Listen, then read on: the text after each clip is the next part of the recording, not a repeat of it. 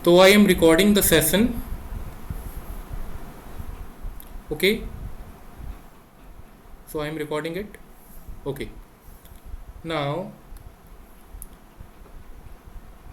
एक बहुत ही इंपॉर्टेंट बात देखिए क्या होता है, सबसे पहले ये जानिएगा, we are going to become a teacher. अच्छा हाँ, मैं पहले अपने बारे में थोड़ा सा बता रहा था, then I will come to the topic one second. नाम बता ही दिया मैंने आपको, और इनिशियल एजुकेशन सारी दिल्ली से हुई है, टेंथ ट्वेल्थ सारा कुछ दिल्ली से, and then I joined Delhi university's BA honours English course. और उसके बाद जो है 3 साल ग्रेजुएशन करने के बाद 2020 में पास आउट होने के बाद 22 में मेरा जो है बीएड क्लियर हो गया था, मतलब recently I have clear the BEd. तो 2 साल पहले एंट्रेंस दिया था डी का, बीएड का, उसके बाद जो है क्लियर हुआ था। तो ये सारी चीज़ें हैं थोड़ी सी मेरी एजुकेशनल बैकग्राउंड के बारे में, एंड आप लोगों ने थोड़ा सा और सर्च कर लिया होगा, अगर नहीं किया हो तो कर लीजिएगा बाद में। तो ये छोटा सा इंट्रो पार्ट था मेरे बारे में। नाउ मैंने ये सेशन इसलिए रखा because I love teaching, right. मुझे नॉलेज शेयर करना बहुत ज़्यादा पसंद है, and you can see the YouTube channel also, जिसको मैंने क्रिएट किया था 2018 में। तो नॉलेज शेयरिंग पे मैं बिलीव रखता हूँ, and I think that sharing is caring. जब आप शेयर करते हो तो आप केयर करते हो, ठीक है। इसका मतलब ये है कि टीचर्स को मैं मानता हूँ they are the nation builders, even you know about it. तो मैं चाहूँगा कि अगर कोई भी इश्यू हो बीच में, while I will be taking the lecture part right now, कोई भी इश्यू हो बीच में, आप खुल के कह सकते हो कि सर मेरे को ये चीज़ समझ नहीं आई, या फिर ये वाला पार्ट जो है मेरे को इसमें कोई डाउट है या फिर ऑब्जेक्शन है, तो आप कह सकते हो, फाइन। और जो आज का टॉपिक होगा, सब कुछ समझ आ रहा है ना आप लोगों को अभी तक? हाँ सर। ओके। तो जो कुछ इंपॉर्टेंट मैं जानकारियाँ बताऊंगा आप लोगों को, कुछ इंपॉर्टेंट चीज़ें, हो सकता है कि मैं अपना, आज तो नहीं है मेरे पास, जो अभी रिसेंटली अभी एग्ज़ाम हुआ था। अच्छा, जो सिलेबस आपका था सेम सिलेबस हमारा था, बट हमारा थोड़ा और ज़्यादा एक्सटेंडेड फॉर्म में था, ठीक है। और कुछ और भी टॉपिक्स थे, तो मैं डेफिनेटली ट्राई करूँगा अगर मेरे को क्वेश्चन पेपर मिल जाए, इससे आप लोगों की हेल्प हो सकती है, इंटरनल में हो जाएगी और एक्सटर्नल में भी हेल्प हो सकती है आप लोगों की, राइट। तो मैं कोशिश करूँगा कि मेरे क्वेश्चन पेपर्स मिल जाएं आप लोगों को, जो इसी साल के थे। बाकी कोई भी डाउट हो in between the session, you can simply turn on your mike and simply raise your questions. मैं डेफिनेटली ट्राई करूँगा आंसर करने की। आज का जो टॉपिक रहेगा दोस्तों, वो रहेगा क्या बताओ? जेंडर का टॉपिक रहेगा, राइट। जेंडर का। मेरी स्क्रीन दिख रही है सभी को?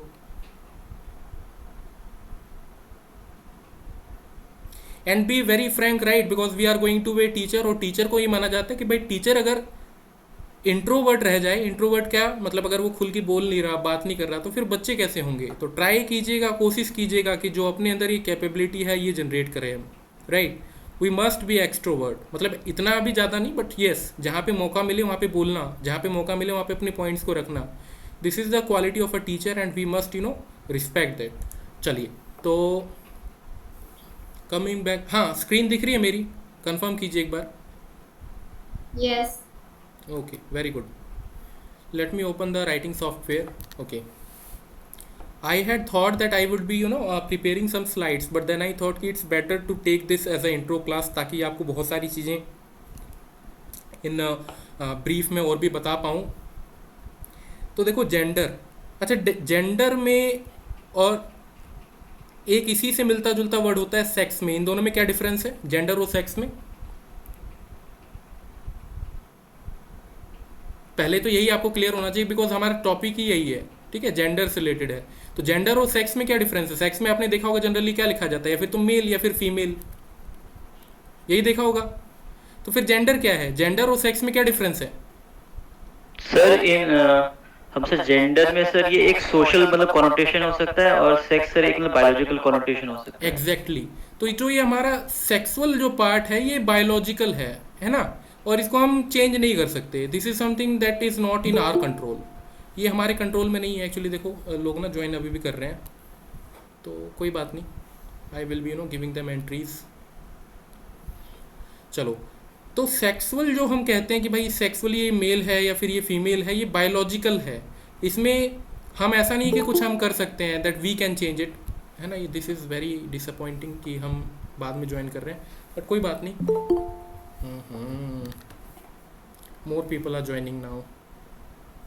Okay, I have already started the lecture and it's 11:43, so let's see, because हम ऑलरेडी लेट हैं अभी। तो ये देखो कि मैं जेंडर और सेक्स की बात कर रहा था। These are two different things. Sexual, अगर हम कह रहे हैं सेक्सुअली कोई मेल है, फीमेल है, और ये बायोलॉजिकल हो गया आपका। जेंडर क्या है, ये सोशली कंस्ट्रक्ट भी हो सकता है। कैसे बताना, एक बार कोई एग्जांपल दे सकता है?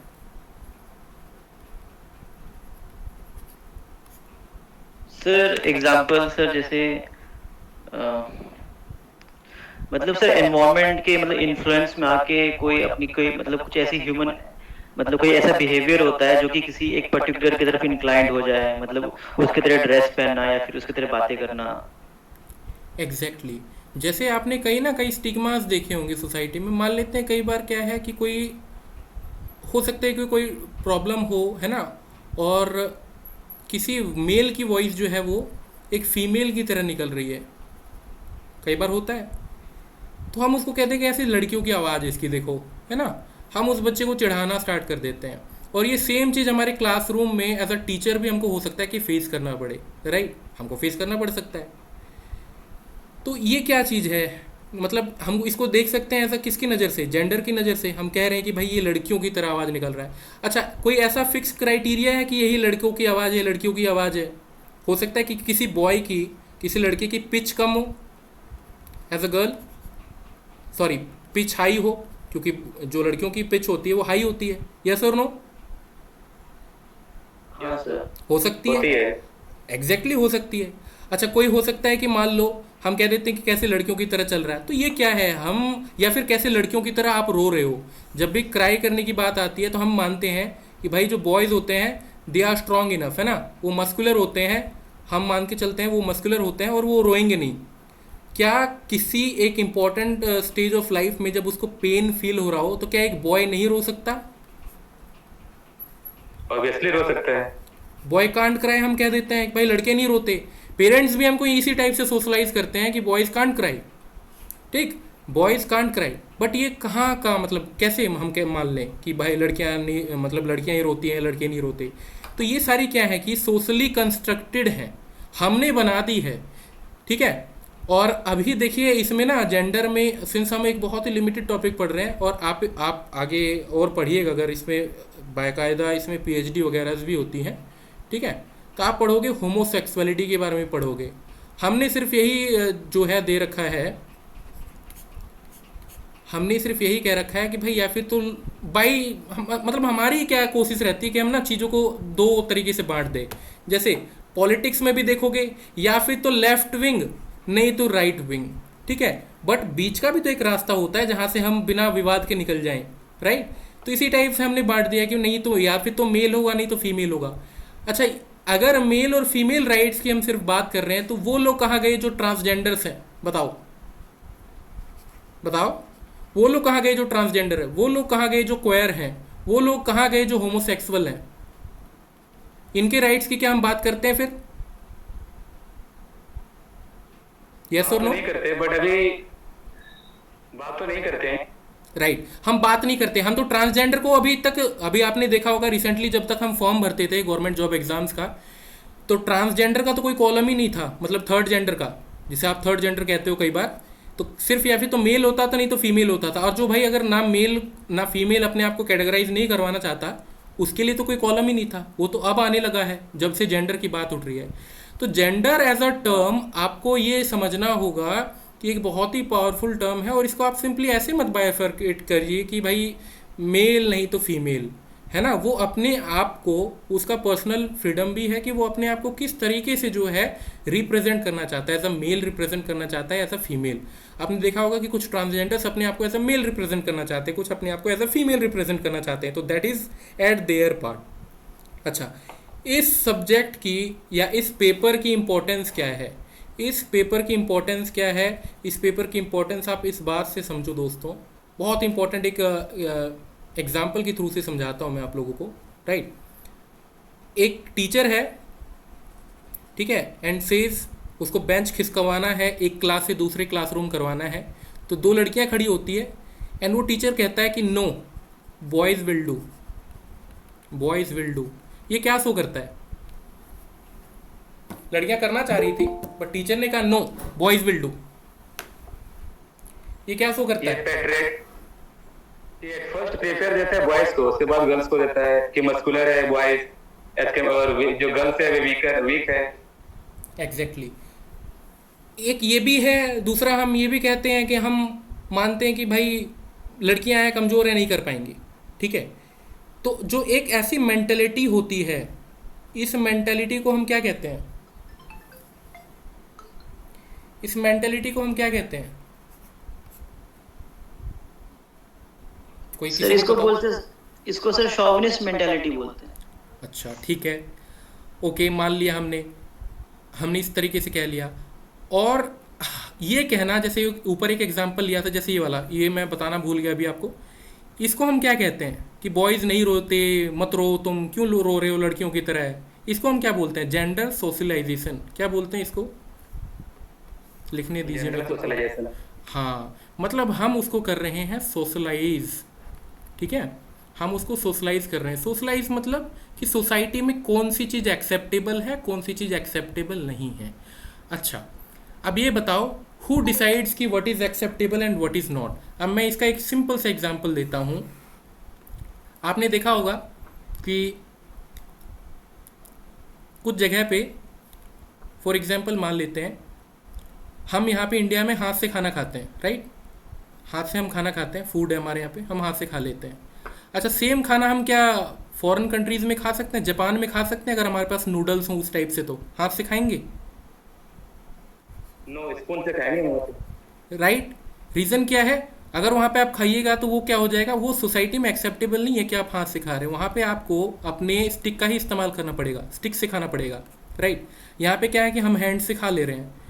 तो सोसाइटी ने बना दिया है कि क्या एक्सेप्टेबल है हमारे लिए, क्या एक्सेप्टेबल नहीं है। बॉयज़ रात को 11 बजे भी बाहर जा सकते हैं, बट गर्ल्स बाहर नहीं जा सकती। This is our mentality. हमने ये बना रखा है, हमने ये मान रखा है, बिकॉज हमारी सोसाइटी ऐसी है। अपनी सोसाइटी के नीड के हिसाब से हमने कहा कि ये नहीं, ये नीड है हमारी, और हमने ये बना दी। बट आपको ये समझना पड़ेगा कि जब भी आप जेंडर की बात करते हो या किसी भी अदर टर्म की, इक्वालिटी हमेशा मैटर करती है। आपको नहीं लगता कि जो आपको फ्रीडम मिली है, सेम फ्रीडम दूसरा इंसान भी इंजॉय कर सकता है?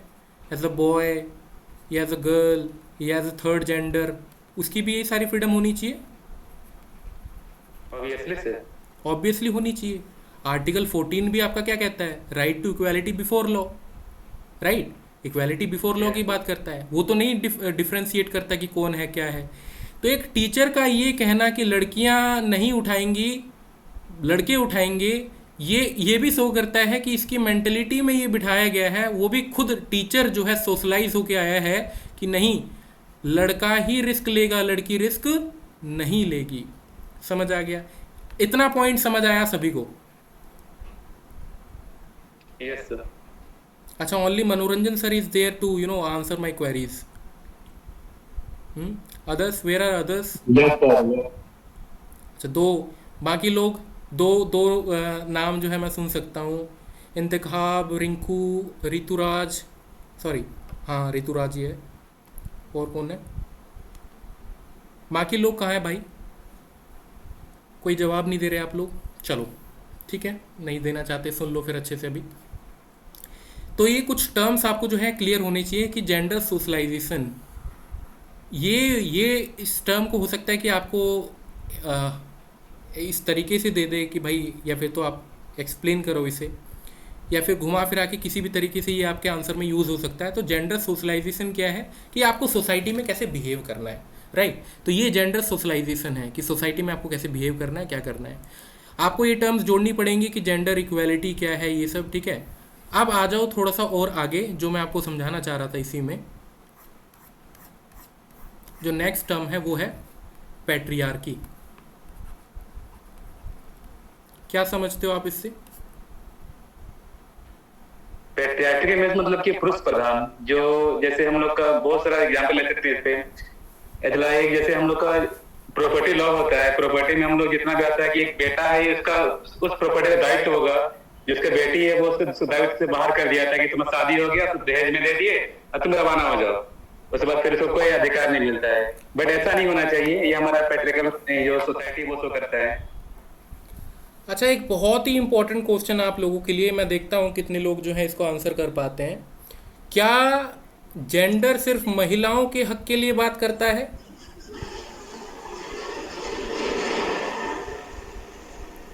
बिल्कुल नहीं। बाकी लोग क्या क्या लगता है आपको, क्या जेंडर सिर्फ महिलाओं के हक के लिए बात करता है? नहीं। जूही, आपको क्या लगता है, सिर्फ महिलाओं के हक के लिए बात करता है जेंडर? जो ये हम टॉपिक पढ़ रहे हैं अभी, कि सिर्फ ये बॉयज़ के लिए, ये सॉरी गर्ल्स के लिए एप्लीकेबल है कि नहीं, सिर्फ महिलाओं को हक मिलना चाहिए? बताओ क्या लगता है आपको? एक्चुअली मेरे को भी पहले यही लगता था कि नहीं, सिर्फ हम जो है इसमें गर्ल की बात करते हैं कि भाई गर्ल को ये फ्रीडम मिलनी चाहिए, मिलनी चाहिए। बट मैं एक बात बताता हूँ आपको सिंपली। अच्छा, यहाँ पे एक छोटा सा बच्चा है, ठीक है, उसके पिताजी हैं ये,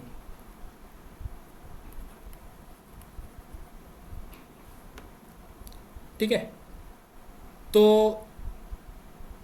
कंपैरेटिवली एक और लड़की भी है मान लो इनकी, कंपैरेटिवली आप देखोगे इन दोनों के ऊपर किसका कंट्रोल होता है? बताओ। बॉय और जो गर्ल है इनका कंट्रोल किसका होता है? माता पिता। माता पिता नहीं, माता तो बहुत बाद में आती है, माता का तो नाम भी नहीं लिखा जाता सर्टिफिकेट में, वो तो अब आने लगा है। कंट्रोल किसके हाथ में होता है? फादर के हाथ में, फादर हो फादर के गया, हाथ ब्रदर हो में। गया। याद रखना कि पैट्रियार्की सिर्फ गर्ल्स के केसेस में अप्लाई नहीं होता, ये गर्ल्स के केसेस में तो अप्लाई होता ही है, बॉयज के केस में भी अप्लाई होगा। कि इस बॉय का भी तो आखिर कौन, इसको कंट्रोल कौन कर रहा है? फादर ही तो कर रहा है। यस और नो? Yes, sir. आपने क्या कहा कि पुरुष प्रधान, तो इसी में भी तो पुरुष ही प्रधान है। माता का नाम ही नहीं मिलेगा आपको। आधार कार्ड खोल के देखो किस किस का जो है मदर्स का नेम है, बताओ मेरे को। चलो, किस किस को लगता है कि मदर्स का नेम है आधार कार्ड पे उनका? है? क्या लगता है? नहीं। No sir. नहीं। तो याद रखना कि patriarchy is a term that is not only applicable to women, कि विमेन को मैन कंट्रोल कर रहा है, नहीं, मैन को भी मैन कंट्रोल कर रहा है, मैन को भी मैन कंट्रोल कर रहा है। ठीक है, एक बहुत ही इंपॉर्टेंट चीज़ थी जो मैंने सोचा कि बताना चाहिए आपको, क्योंकि हमारे माइंड में ये बैठा रहता है कि पुरुष प्रधान मतलब एक मेल एक फीमेल के ऊपर कंट्रोल करता है। ऐसा नहीं है, एक मेल के ऊपर भी एक मेल कंट्रोल करता है। इस चीज़ के बारे में अगर आप ज़्यादा पढ़ना चाहोगे तो एक मेरे पास बुक है जो कि मैंने अपने ग्रेजुएशन के टाइम पे भी पढ़ी थी, बिकॉज ग्रेजुएशन के टाइम पे भी था मेरा जेंडर एजुकेशन और लिटरेचर सिंस मेरा बैकग्राउंड था, तो हमने और थोड़ा डीपली पढ़ा था इन चीज़ों के बारे में। तो अगर कोई चाहता है जिसके पास टाइम हो वो पढ़ सकता है, मैं दे दूंगा वो ये बुक उन सभी को, राइट। तो पैट्रियार्की जो है एक बॉय पे भी एप्लीकेबल है, बिकॉज उसका फादर ही तो उसके ऊपर कंट्रोल कर रहा है। इस चीज़ को याद रखिएगा, राइट। पुरुष प्रधान है तो ऑब्वियसली वो कर रहा है। अच्छा, आपको एक चीज़ और बता दूं मैं कि कई कई जगह पे ना मैट्रियार्कल सोसाइटी होती थी, कई कई जगह पे मैट्रियार्कल सोसाइटी होती थी जहाँ पे सारा कंट्रोल किसके हाथ में होता था? मदर्स। मदर के हाथ में। मदर के हाथ। हाँ, मदर के हाथ में होता था, कि सारा कंट्रोल मदर के हाथ में होता था। तो ऐसी भी सोसाइटीज़ एग्जिस्ट करती थी वर्ल्ड में और अभी भी करती हैं। कुछ आप जो है अफ्रीकन कंटिनेंट्स में जाओगे तो आपको वहाँ पे मिलेगा कि कंट्रोल जो है वो मदर के भी हाथ में होता है कई जगह पे, right. But the point is कि अगर एक लार्जर पर्सपेक्टिव में देखा जाए तो सारा कंट्रोल फादर के हाथ में। अच्छा, अब ये बताओ, फादर मतलब एक मेल के हाथ में, जो एल्डेस्ट मेल है उसके हाथ में खासकर, राइट, जो एल्डेस्ट मेल है उसके हाथ में। अच्छा, अब पैट्रियार्की के कारण ये बताओ कौन कौन से इश्यूज और लिंक होते हैं आपके? आपका इकोनॉमिक्स लिंक होता है कि नहीं? Yes sir. होता है। कैसे होता है इकोनॉमिक्स लिंक, मैं आपको बताता हूँ। देखो, पहली चीज़ याद रखना कि हम अगर कहते हैं कि लड़कियां लड़के बराबर हैं तो आपको याद होगा कि हिंदूज मैरिज एक्ट, इसको आप कोट भी कर सकते हो अपने आंसर में, हिंदूज मैरिज एक्ट। एक बार डेट चेक कर लेना प्लीज़, मैं डेट नहीं एग्जैक्टली याद है मेरे को, ठीक है, 19 की कुछ है, एक बार चेक कर लेना प्लीज़। तो हिंदूज जो मैरिज एक्ट है इसके हिसाब से तो भाई लड़की और लड़के को, अगर आपका एक लड़का है एक लड़की है, तब तो दोनों को इक्वल प्रॉपर्टी मिलनी चाहिए। अगर वो चली भी गई है मैरिज होके तब भी उसको इक्वल प्रॉपर्टी मिलनी चाहिए। तो यहाँ से कॉन्सेप्ट आता है, आप लोगों ने सुना होगा दहेज का। किसका? डाउरी, राइट, दहेज का।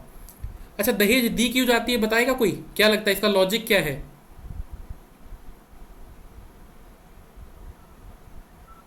दहेज का मतलब ये होता है कि मेरा जो बेटी जा रही है वो तो अपने ससुराल जा रही है, वहां पर तो कुछ हेल्प भी होता है। और अच्छा, एक तो ये भी है कि भाई इससे पता चलता है कि फैमिली कितनी वेल्दी है जो लड़कियों को जो है डाउरी दे रही है ना। जितना ज़्यादा जो पैसा दोगे, दान दोगे, उससे ही पता चलता है कि लड़की की जो फैमिली है वो काफ़ी रिच है। एक ये अलग कॉन्सेप्ट हो गया। अच्छा, डाउरी इसलिए दे दिया जाता है ताकि लड़की जब मैरिज के बाद जब चली जाएगी तो फिर वो माँ बाप से वापस कुछ नहीं मांगेगी, राइट। क्यों नहीं मांगेंगी? क्योंकि अब देखो यहाँ पे बहुत ही इंपॉर्टेंट चीज़ बताता हूँ। एक लड़का है एक माँ बाप का और एक लड़की है, ठीक है। अब क्या है कि लड़की को हमने भेज दिया दूसरे घर, लड़का हमारे पास रहेगा तो लड़का हमें खिलाएगा पिलाएगा। कौन खिलाएगा पिलाएगा? लड़का। अगेन एक ऐसी सोच, पैट्रियार्कल सोच, कि लड़की नहीं खिलाएगी लड़का खिलाएगा, ठीक है। अब ये लड़की सिंस फिर से डिपेंडेंट अपने हस्बैंड पे, तो ये जो हस्बैंड है वो अपने माँ बाप को खिलाएगा कि इनको खिलाने आएगा? बताओ, इस लड़की के माँ बाप को किसको खिलाएगा ये? इन ओल्ड एज किसको खिलाएगा ये? अपने माँ बाप को। अपने माँ बाप को। और लड़की चाहते हुए भी कुछ नहीं कह सकती अपने हस्बैंड को, रीज़न पैट्रियार्कल सोसाइटी, ठीक है। अब क्या है कि माँ बाप भी सोच रहे हैं कि भाई, अब होता भी तो यही है ना, आप अपने एरिया में भी देखोगे। मान लो किसी माँ बाप के 3 बेटे हैं तो उसी बेटे को सारी संपत्ति जाती है, या थोड़ी सी ज़्यादा लगाव होता है पेरेंट्स का जो उसको थोड़ा सा मानता है, राइट। तो सेम चीज़ यहाँ है। माँ बाप को भी पता है कि लड़की दूसरे पराए घर चली जाएगी, वो दूसरे घर की हो जाएगी, रह गया लड़का, लड़का ही खिलाएगा पिलाएगा। तो लड़का क्यों खिलाएगा पिलाएगा? क्योंकि उसको लालच है, ग्रीड है। किस चीज़ का? कि भाई ये मेरे को, मैं इसको ज़मीन जायदाद सारी ट्रांसफ़र करूँगा तो ये मेरे को खिलाएगा पिलाएगा बदले में। तो मतलब एक प्रॉपर सा एक नेक्सस सा तैयार है हम लोगों के पास, एक पूरा स्ट्रक्चर सा तैयार है जहाँ पे ये है, पूरी तरीके से हमने प्लानिंग कर रखी है कि कैसे इस स्ट्रक्चर को मेंटेन करके रखना है। कौन सा स्ट्रक्चर मेंटेन करके रखना है? ये पैट्रियार्की वाला, ठीक है। इसीलिए हम बच्चों में डाल देते हैं कि भाई लड़कियों की तरह रोना नहीं है, क्योंकि अगर आपका लड़का लड़कियों की तरह रोता है तो इसका मतलब क्या है? आगे उसको झेलने, मतलब वो झेल नहीं पाएगा आगे दुनिया को, है ना। तो हम चाहते हैं कि ना रोए। अच्छा, लड़कियों से एक्सपेक्ट किया जाता है कि वो रोए, वो एक कमज़ोर, as a meek, as a feeble character जो है सामने आए।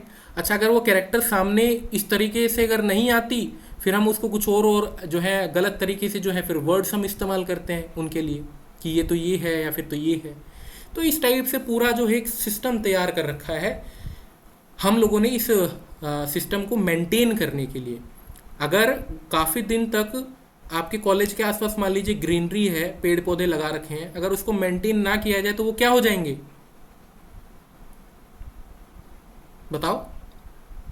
नष्ट हो जाएंगे। नष्ट नहीं होंगे, हो सकता है नष्ट भी हो जाए, बिल्कुल हो सकता है नष्ट हो जाए, या हो सकता है कि इधर उधर फैल जाए अपने आप, ठीक है, देखने में भद्दा लगे। तो लोगों को यही डर रहता है कि पैट्रियार्की की अगर ये सोच बिगड़ गई तो दिक्कत हो जाएगी। इसीलिए फिर जो है पैट्रियार्की में एक नया कॉन्सेप्ट आ जाता है। किस चीज़ का? पैट्रियार्की को किस तरीके से फिर जो है सस्टेन करने की बात की जाती है। पैट्रियार्की में जोड़ दिया जाता है रिलीजन।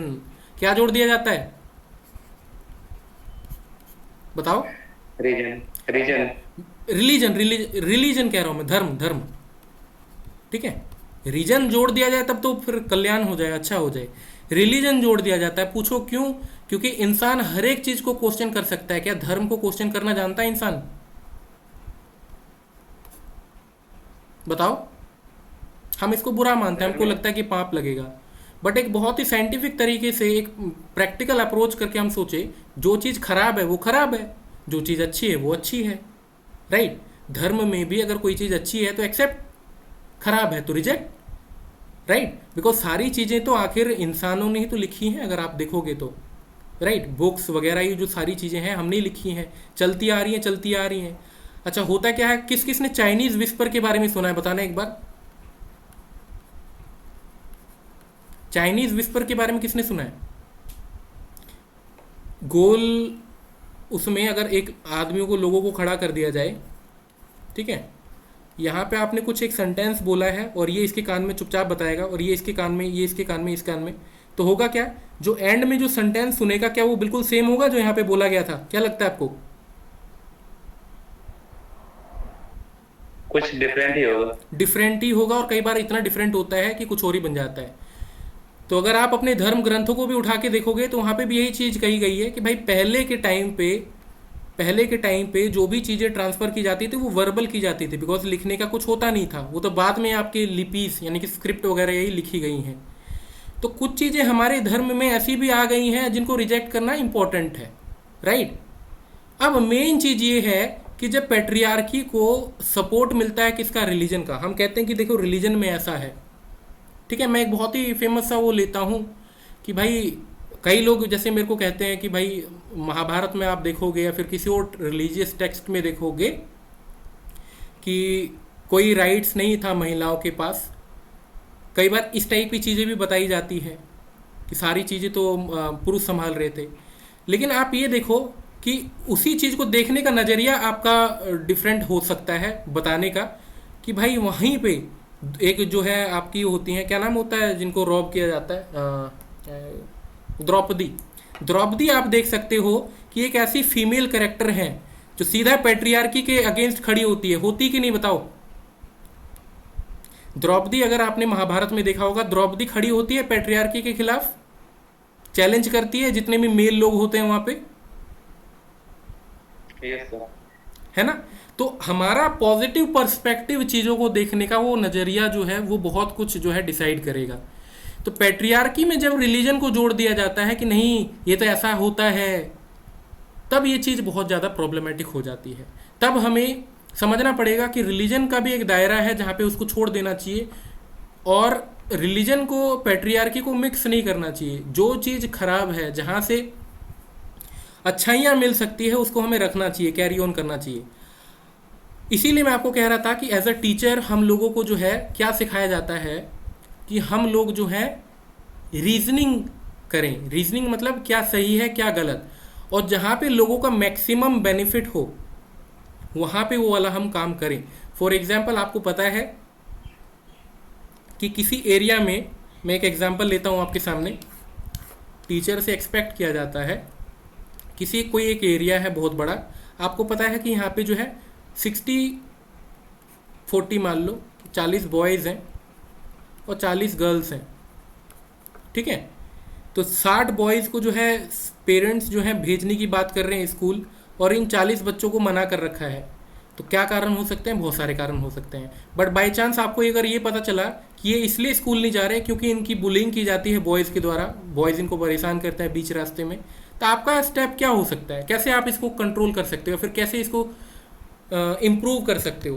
क्या लगता है आपको, क्या कर सकते हो आप इसमें समाधान के लिए?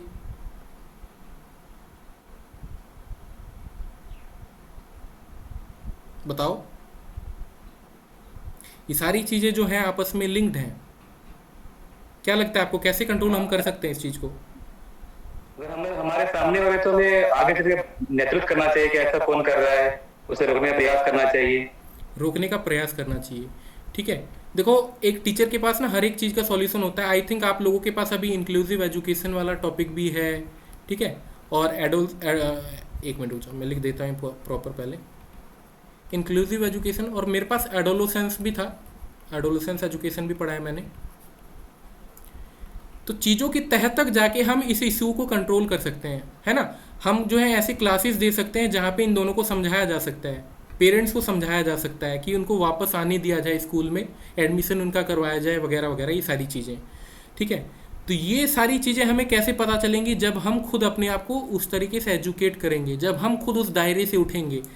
इस तरीके से नहीं पता चलेंगी जैसे इस टीचर ने कहा था कि नो बॉयज़ विल डू, मतलब लड़कियाँ नहीं उठाएंगी इस बेंच को, लड़कियों को आने दो, ठीक है। इसकी मेंटलिटी में ये बैठ गई थी बात कि लड़कियां तो कमज़ोर होती हैं, राइट। तो हमें समझना पड़ेगा कि जेंडर का, आज मैंने बहुत ही छोटी सी क्लास रखी थी आपकी जेंडर से रिलेटेड, तो इस चीज़ को थोड़ा सा समझिएगा। दो तीन जो मैंने मेन बातें बताई आपको कि जेंडर का मतलब सिर्फ ये नहीं कि मेल और फीमेल, जेंडर में आपके ट्रांसजेंडर्स भी, क्वेयर भी, होमोसेक्सुअल सब आ जाएंगे। सिमिलरली सोशली कंस्ट्रक्टेड क्या होता है, जेंडर सोशलाइजेशन क्या होता है, पैट्रियार्की क्या सिर्फ मेल से फीमेल से रिलेटेड होती है, ठीक है, या फिर मेल से भी रिलेटेड होती है, पैट्रियार्की को कैसे रिलीजन के साथ जोड़ दिया जाता है, ये मैंने कुछ आपको इंपॉर्टेंट चीज़ें आज बताई है। आई होप कि आपको काफ़ी ज़्यादा अच्छी लगी होंगी, ठीक है। और हिंदू मैरिज एक्ट, जो मैरिज एक्ट है, इसको भी आप कोट कर सकते हो अपने आंसर राइटिंग में जब आप करोगे, ठीक है। मतलब हिंदू मतलब जो लड़कियां हैं उनको कोई राइट तो मिलता नहीं है, मतलब ना प्रॉपर्टी ट्रांसफ़र होती है उनके नाम पे, राइट। अगर मान लेते हैं कि अगर लड़की अकेले सिंगल मदर बनना चाहती है तो उसके लिए डिफ़िकल्ट हो जाता है कई बार। दूसरी चीज़, तीसरी चीज़ ये है, सोसाइटी में आप देखोगे कि अगर एक बैंक का अकाउंट खुलवाने जाओ तो नॉर्मली फादर्स नेम मांगा जाता है। तो हम कुछ लीगल चैलेंजेस भी हम फेस करते हैं अपनी डेली लाइफ में, मदर का नेम जो है बहुत लास्ट में आता है।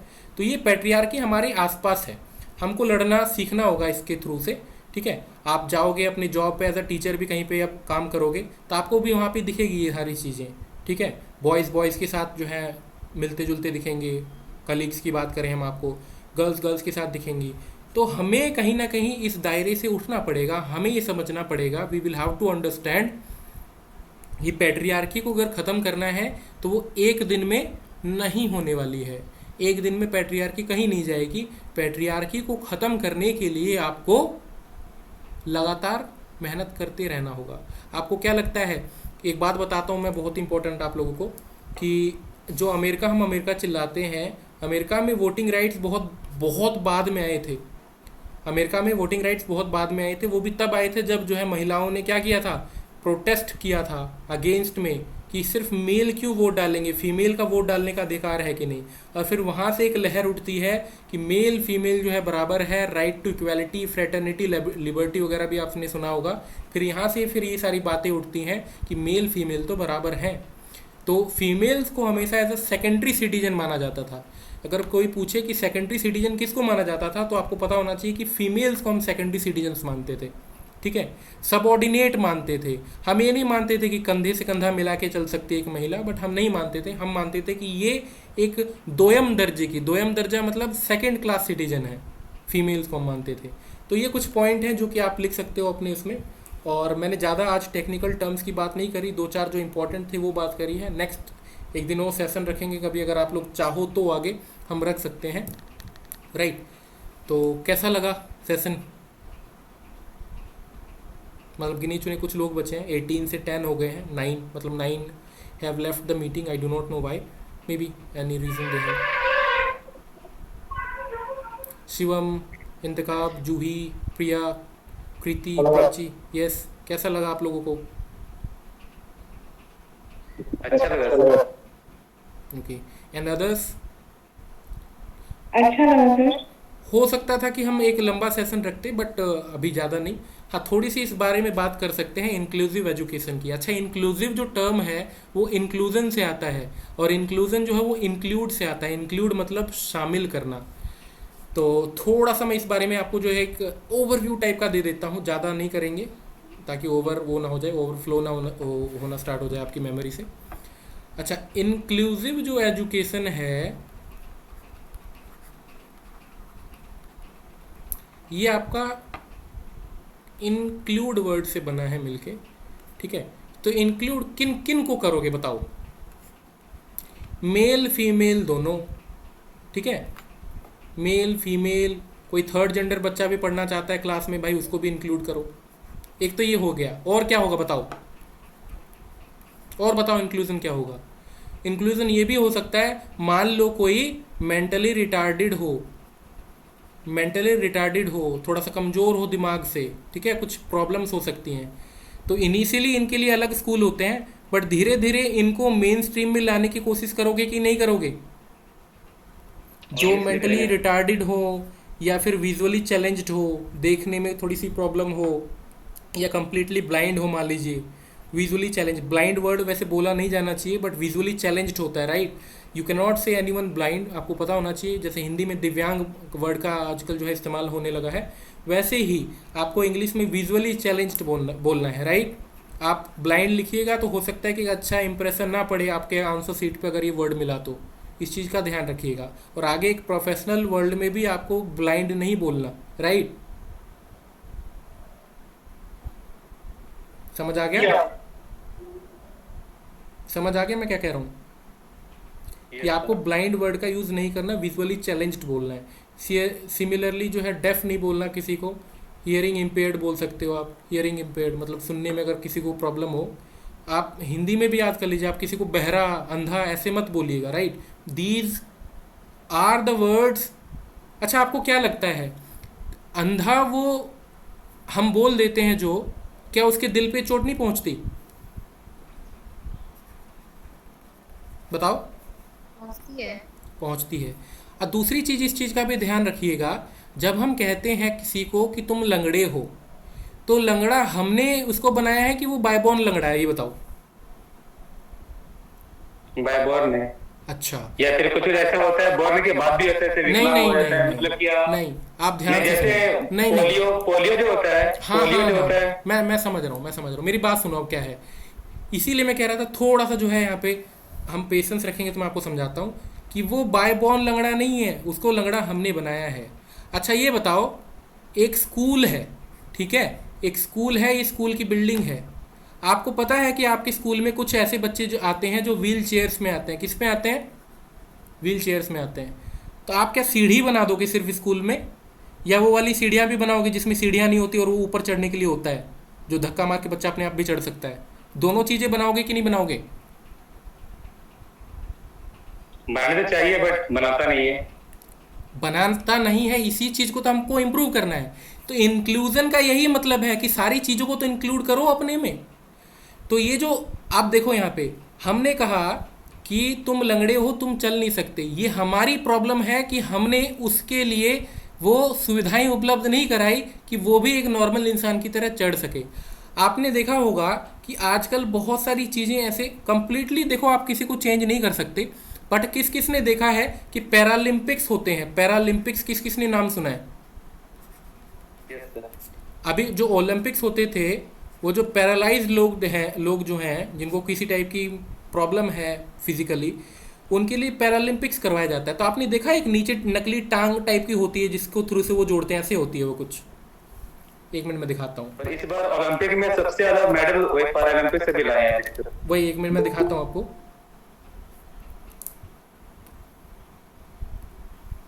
तो मैं आपको पैरालंपिक का दिखाता हूँ। एक मिनट, अगर मेरे को मिल जाए तो। ये देखो, तो यहाँ देख सकते हो आप। अच्छा, ये जो चीज़ हमने सुविधा बनाई है, ये जो हमने सुविधा बनाई है इसके दौड़ने के लिए, क्या ये अब किसी नॉर्मल इंसान से कम है? नॉर्मल इंसान जो काम कर सकता है दौड़ने का, ये भी दौड़ सकता है कि नहीं? यस और नो? ऑब्वियसली दौड़ सकते हैं। ऑब्वियसली दौड़ सकता है। तो इसी मेंटालिटी को भी आपको चेंज करना है इंक्लूसिव एजुकेशन में, कि हम कैसे ज़्यादा से ज़्यादा उन बच्चों को जिनको अब तक छोड़ दिया गया है, उनको कैसे मेन स्ट्रीम करके उनको वापस उसी नॉर्मल लोगों के साथ लाया जाए, ताकि उनको ये ना लगे कि हम कुछ एक अद्भुत पैदा हुए हैं जिसकी कोई वैल्यू नहीं है सोसाइटी में। उनको ऐसा फील नहीं होना चाहिए। तो इसीलिए मैंने पूछा था कि कोई लंगड़ा पैदा हुआ है बाय बॉर्न, कि वो हमने उसको लंगड़ा बनाया है। तो आपको ये समझना पड़ेगा कि हमने उसको लंगड़ा बनाया है कह कह के कि तुम एक लंगड़े हो। अदरवाइज हर एक काम को वो उसी तरीके से नॉर्मल कर सकता है जैसे कि हम करते हैं। कर सकता है कि नहीं? बिल्कुल। मैं भी आपको ऐसे ऐसे इंसान दिखा दूंगा जो कि विजुअली चैलेंज्ड हैं, देख नहीं पाते, बट फिर भी वो सही तरीके से सड़क पे चलेंगे एक आम आदमी की तरह। देखा है आप लोगों ने? मैं जीटीबी नगर जाया करता था, मुखर्जी नगर नाम सुना होगा आप लोगों ने। तो earlier I use to think कि पता नहीं ये लोग कैसे चलते होंगे। एक दिन मैंने देखा उन लोगों को, मतलब आगे एक पुल है या फिर आगे एक नाला है, वो उनको बहुत अच्छे तरीके से पता लग जाता है, वो अच्छे से चलते हैं फिर। मतलब कई बार तो मैं ये सोचता हूँ कि हमने सोच रखा है ना कि उनको दिखता नहीं है या फिर ऐसा नहीं है। क्या हम टेक्नोलॉजी के थ्रू से, इनोवेशंस के थ्रू से उनको इंक्लूड नहीं कर सकते?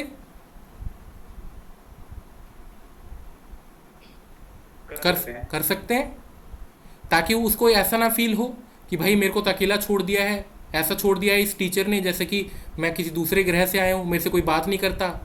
अच्छा, अगर ऐसा बच्चा अगर क्लास में आपके बैठा रहे, मान लेते हैं कि उसको कोई विजुअली चैलेंज्ड हो, है ना, दूसरे बच्चे मजाक उड़ाएंगे उसका, वो फिर और वीक हो जाएगा पढ़ाई में, तो फिर उसको मेन स्ट्रीम कैसे करोगे? तो मेन चीज़ है कि ये आपके अंदर खुद सेंस होनी चाहिए कि ये भी कर सकता है। आप अगर खुद पॉजिटिव तरीके से नहीं सोचोगे कि नहीं ये तो लंगड़ा है, ये क्या करेगा, तब दिक्कत अगर हम में ही होगी तो बच्चों को कैसे आप ट्रीट करोगे, राइट? अगर बच्चे ही आपके मतलब आपके खुद की मेंटलिटी वैसी है तो बच्चे कितने टैलेंटेड होंगे आपकी क्लास के, वो तो मजाक उड़ाएंगे उसका। तो कुछ ये चीज़ें भी हैं कि कोई बाय बॉर्न डिफेक्टेड नहीं पैदा होता, उसको सोसाइटी डिफेक्ट बना देती है। वो आराम से 30 मंजिला इमारत में ना, मान लो 30 मंजिला स्कूल है तो 30 मंजिल पे भी जाके वही एक लंगड़ा टीचर भी ऊपर जाके पढ़ा सकता है, बट उसको हमने लंगड़ा कह कह के और एस्केलेटर या फिर जो है कुछ लिफ्ट वगैरह ना बना के हमने उसको और ज़्यादा लंगड़ा बना दिया। ठीक है, हमने उसको कह दिया कि तुम ऐसे ही हो, तुम्हारे बस की नहीं है कुछ। तो हमें ये देखना पड़ेगा कि हम अपने आसपास कितना इंक्लूसिव जो है वातावरण बनाते हैं। मैं आपको दिखाता हूँ स्कूल, दिल्ली के उन स्कूलों में मैं देखता था पहले, तो वहाँ पे inclusion in Delhi schools for wheel chair students, मैं आपको दिखाता हूँ।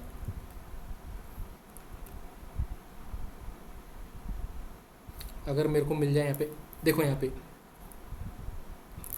एक मिनट, इस जगह पे मिल जाता तो बढ़िया रहता। अच्छा यहाँ देखो एक बार, मे बी ये वाली फ़ोटो हेल्प करे।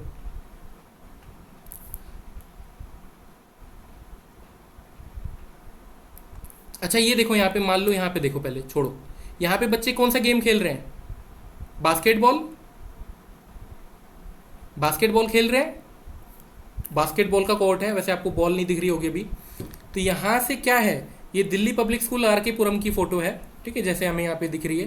तो यहाँ पे आप देख सकते हो कि हम क्या मानते हैं कि भाई ये बच्चे कैसे खेलेंगे, पैर तो है नहीं इनके पास, हाथ से कैसे खेलेंगे, हाथ से भैया वो करेंगे, मूव करेंगे कि खेलेंगे, बट ये बच्चे भी खेलते हैं। तो ये क्या है, धीरे धीरे हम जो है अपने स्कूलों को मोर इंक्लूसिव बना रहे हैं। इंक्लूसिव का मतलब है कि उनको और ज़्यादा हम फेवरेबल बना रहे हैं उन बच्चों के लिए जो कि किसी ना किसी टाइप के किसी प्रॉब्लम को फेस कर रहे हैं। अगर आप कोई अगर मान लो चैलेंज है, उसके सामने एक सीढ़ी बना दोगे और कहोगे कि नहीं चढ़ना है तो इसी से चढ़ोगे, तो वो आपने उसको जानबूझ के एक ऐसी हिंड्रेंस पैदा कर दी कि वो सोसाइटी में आगे नहीं बढ़ सकता। वो आपने क्रिएट करी है, वो जैसा बायबॉर्न पैदा हुआ था उसकी कोई गलती नहीं थी, बट आपने एक गलती और कर दी, उसको ये कह के कि तुम्हें इसी में चढ़ना पड़ेगा, चढ़ना है तो चढ़ो। समझ आ गया? मेरे को एग्जाम्पल ढंग से दिखानी, जैसे ये देखो, एक इंक्लूजन का एग्जाम्पल ये भी हो सकता है। अब भाई मान लो नॉर्मली उसको कहीं पे लेके जाना है, वो चाहता है कि मैं खुद चढ़ूँ, तो उसके पास एक ऑप्शन है कि वो खुद जो है अपने पहिए को यहाँ से सरकाए और ऊपर चढ़ जाए। बट अगर यही टेक्नोलॉजी का इस्तेमाल ना किया गया होता, सिर्फ हम कह देते कि चढ़ना है तो ऐसे ही चढ़ो गाड़ी के ऊपर, तो फिर से ये क्या है, एक हमने अपॉर्चुनिटी उससे छीन ली, उससे वो वाली अपॉर्चुनिटी छीन ली जिससे कि वो बाकी नॉर्मल बच्चों की तरह बिहेव कर पाता। ठीक है, अब साइकोलॉजी भी आप लोगों को पढ़ाई गई होगी, इसी के साथ, इसी चीज़ के साथ साइकोलॉजी भी पढ़ाई गई होगी। तो आपने वहाँ पे फील किया होगा कि जब भी साइकोलॉजी पढ़ाई गई थी आप लोगों को, वहाँ पे ये फील किया होगा, आपने पढ़ा होगा कि जब बच्चा एक बार खुद को ही सोच लेता है कि मैं कमज़ोर हूँ, मैं बाकियों से अलग हूँ, मेरे को कोई नहीं समझ रहा, तो उसकी परफॉर्मेंस और डाउनग्रेड होती है, वो कभी और अच्छा नहीं कर पाएगा। तो इंक्लूज़न में आपको ये समझना पड़ेगा कि सिर्फ मेल फीमेल को नहीं इंक्लूड करना कि नहीं लड़कियां आती है, लड़के आते हैं सिर्फ स्कूल, लड़कियां नहीं आती, उनको तो करना ही है, ये भी इंक्लूज़न का एक रूप है।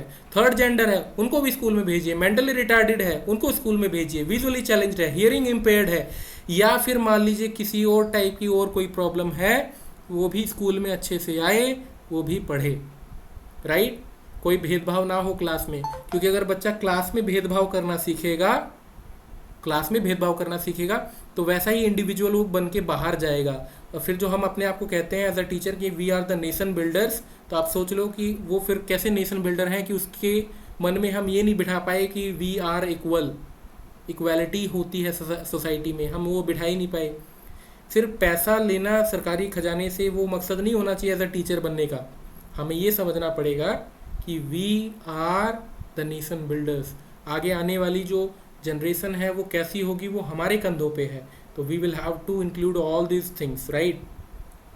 चलो यहाँ पे जो है बस अब मैं एंड कर देता हूँ, बहुत लंबा हो गया आई थिंक, काफ़ी लोग तो भाग भी गए, हो सकता है उनको समझ नहीं आ रहा होगा इतना, कि कुछ और इश्यू हो सकती है। तो यहाँ पे मैं एंड करता हूँ, अब मैं कुछ नहीं बताने वाला एक्स्ट्रा अभी फ़िलहाल, ठीक है। तो कैसा लगा फाइनल बताओ, how did you feel about the session that I had taken today. Prachi, Amrit, Amrita, बढ़िया। आई थिंक आपने बाद में ज्वाइन किया था, तो जो थोड़ा बहुत आप समझ पाए, कैसा लगा आपको? सर अच्छा लगा क्लास में ज्वाइन करके, हम लेट से जुड़ पाए थे क्योंकि हम हाँ, देख नहीं पाए थे इसलिए। बट डोंट वरी, क्या the class has already been recorded, हो सकता है कि इसी सेशन को जो है यूट्यूब पे डाल दें अपने चैनल पे, तो आपको लिंक प्रोवाइड कर दिया जाएगा व्हाट्सएप ग्रुप पे ही, तो बाद में भी देख सकते हो, डोंट वरी, ठीक है। इससे पहले जेंडर की बात करी थी हमने। चलो, आप अच्छा लगा सुन के आप यहाँ पे थे, और कोई अपना फीडबैक देना चाहेगा कुछ? मनोरंजन सर आप कुछ कह रहे थे मे बी, ओके, कोई फीडबैक देना चाहता है कुछ और? बढ़िया लगा।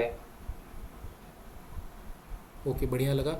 कृति, कैसा लगा? अच्छा, कृति ने छोड़ दिया सेशन। ऋतुराज, अच्छा रहा सर। ओके, अच्छा रहा, ओके चलो बढ़िया है, चलो thank you and It was good, sir. Thank you. okay, thank you and we'll meet you maybe the next time whenever I will be free, I definitely would drop a message there, या आप लोग जब free हो एक बार बताइएगा discuss करके कि कब और मिल सकते हैं। Most of the time I keep myself busy while reading something or while taking some classes, 2 to 7 o'clock I take classes generally, तो मॉर्निंग में थोड़ा सा फ्री रहता हूँ, तो जब भी आप लोग लगे कि नहीं फ्री हैं हम, तो ड्रॉप कर सकते हो एक मैसेज, अदरवाइज संडे कोशिश करेंगे कि संडे हम मिल लें। Fine, okay sir. हाँ, आगे के लिए भी हेल्पफुल रहेगी आपकी सेशन सीटेट वगैरह के लिए, एंड सीटेट मेरा लास्ट ही ईयर मैंने दे दिया था, तो सीटेट भी क्लियर है, शायद ना पता हो तो बता दूं मैं आप लोगों को, फर्स्ट अटैम्प्ट में सीटेट क्लियर था। तो ये सारी चीज़ें हैं जो आपको हेल्प करेंगी। और गोल क्या है आप लोगों का, मतलब टीचर लगना चाहते हो, जैसे टीचर में क्या सिर्फ, जैसे मान लीजिए यहाँ पे तो क्या है कि झारखंड में अगर वैकेंसी निकली, तो सेंट्रल लेवल वैकेंसीज़ के बारे में क्या क्या पता आपको? DSSB का नाम सुना है? क्या चीज़ का sir? DSSB, Delhi subordinate staff selection board, Delhi में अगर टीचर बनना है, मतलब TGT लगना है, PGT, PRT, ठीक है, TGT, PGT, PRT, ये समझ आ रहा है आप लोगों को? जूही, okay, definitely we'll try to take more sessions in next coming few weeks. तो अभी के लिए बस इतना ही दोस्तों, it was nice to connect with you all because I love teaching. Start कर रहे हैं क्या? सीटेट का। सीटेट का समझा नहीं? सीटेट का सेशन कब स्टार्ट कर रहे हैं? अच्छा, इनकी आवाज़ किसी को समझ आ रही है? Sorry to say but I was not able to hear. किसी और को समझ आई क्या कह रहे हैं, या फिर आप लिख के भी बता सकते हो? वो बोल रहे हैं कि सीटेट का सेशन कब से स्टार्ट कर रहे हैं। सीटेट का सेशन कब से स्टार्ट कर रहे हैं पता नहीं, आप लोग बताओ, मतलब जब फ्री हो। चलिए जैसा भी हो बताइएगा, ठीक है। And I keep it to you that if you are interested then you can join the next coming sessions that I will be taking definitely, और जैसा भी लगे बता दीजिएगा। okay, now after this I will give you a feedback form, you need to submit that, right, because that can be used for as a reference, ठीक है। तो एक फीडबैक फॉर्म देंगे, गूगल फॉर्म होगा, ज़्यादा नहीं, 3-4 क्वेश्चंस होंगे, fill कर दीजिएगा, and definitely that will help me as a teacher, right. चलिए मिलते हैं नेक्स्ट वीडियो में, thank you, bye. Okay sir, bye.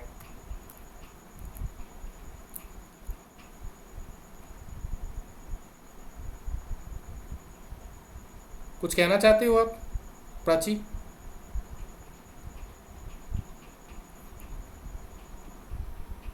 Prachi, you want to say something or should we end it? Okay, I am ending the session now. Thank you.